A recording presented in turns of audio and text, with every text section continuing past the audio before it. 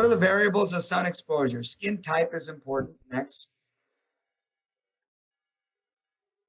The guy on the top left is very fair skinned, just like that lady that we showed in one of the original slides about pigment.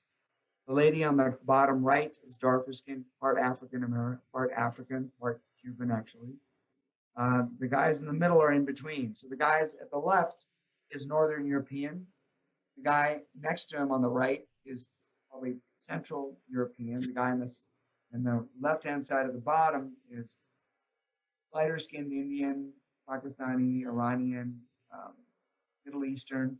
And the lady at the bottom is probably the African American, light African category, and darker would be a darker skin type. So the guy that's on the top left is the highest susceptible to sun damage and skin cancer. The person on the right bottom is the least susceptible. But it doesn't mean zero, it's just less. Next. That's a real job.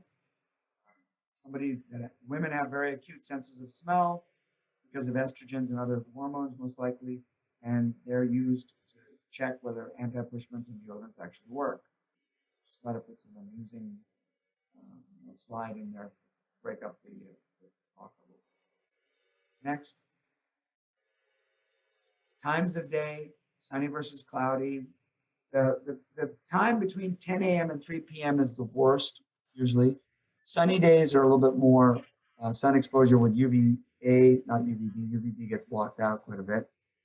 Geographic location, if you're in the central part of the equator, you're going to get more sunlight than if you're at the Arctic, except for UVA rays, which tend to be everywhere.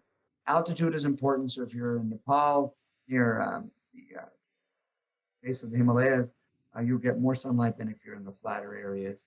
And reflection is important. That's why people who ski a lot get a lot of damage, not just because they're closer to the sun, but because they get reflection from the snow. They get a lot of damage. If you look at ski instructors and tennis instructors, they have the most sun damage because they don't protect and they're out quite a bit and they're out on the wrong time of the day.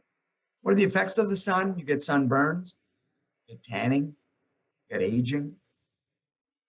About 10% of the Indian population is allergic to the sun. They get allergies, hives, and rashes. Certain diseases are made worse by the sun, such as something called lupus, which is an autoimmune disease. And finally, if you're lighter skinned, you can get cancer, though I've cut out quite a number of cancers in people of Indian background, especially North Indian.